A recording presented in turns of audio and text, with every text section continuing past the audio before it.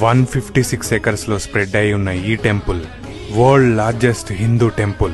81 ఆలయాలు, 39 మండపాలు, 21 గోపురాలు, 7 ప్రాకారాలు కలిగిన ఈ ఆలయాన్ని చోళులు, పాండ్యులు, హోయసల, విజయనగర సామ్రాజ్య రాజులు కలిసి తరాలు పాటు నిర్మించారు.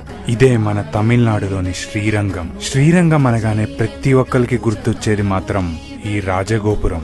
ఇది నిజంగా గోపురాలకే రాజు. 13 అంతస్తులు, 236 అడుగుల ఎత్తుతో ఉన్న ఈ గోపురం ఏషియాలోనే అతి పెద్ద గోపురం. అయితే ఇది నిర్మించటానికి దాదాపు 400 ఏళ్లు పట్టింది.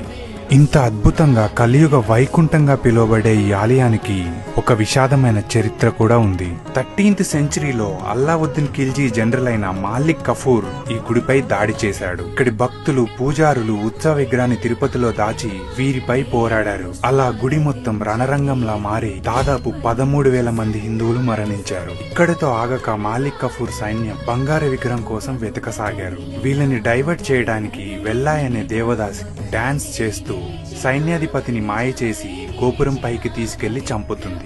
తను కూడా అక్కడి నుంచి దూకి ప్రాణాలను అర్పిస్తుంది.